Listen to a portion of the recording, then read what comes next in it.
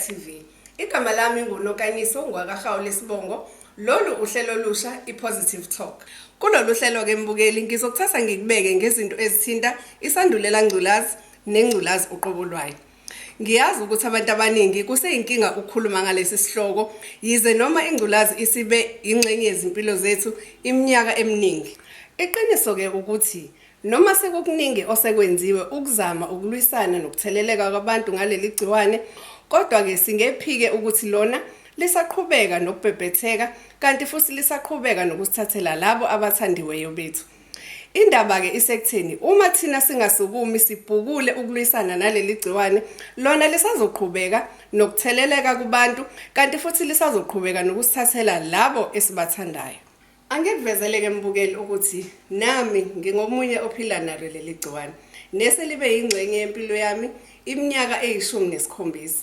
Kulolu hlelo ke iPositive Talk uzozwa ukuthi mina ngihlangane kanjani naleli gciwane nokuyinto engabalekile ke kangaka. Okubalekile mbukeli ukuthi uzibheke wena ukuthi ungangeni emaphutheni mina engingene kuwo. Kulolu hlelo ke uzofunda ukuthi uma ngabe ungakabi nalo igciwane wenze njani ukuthi uhlale uphephile. Kanti uma kuukuthi usuhaqekile nawe uzophinda uthole futhi izindlela zokuphila impilo ephumelelayo kanye nalo leli gciwane.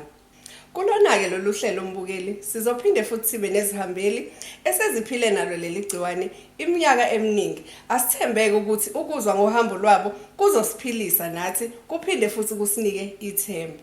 Khumbula ke mbukeli ukuthi ukuba negciwane lesandulela ngculazi noma ukuba nengculazi akusisona isigwebo sentambo kanti futhi akusilona ihlazo.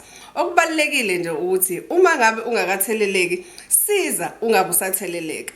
Kanti uma usuthelelekile funda ukuphila nalo uphile impilo ephelele. Ngihlangabezeke njalo mbukeli la kwiPositive Talk kwezaseKhaya TV. Kanti futhi ungangithola na kwiFly Radio njalo ngomsombuluko phakathi kuka9 no12 emini. Ungakhohlwa ukuxhumana nami kule mininingwane evela escreenini sakho njengamanje. Positive Talk, ukuxoxa kungawenza umehluko.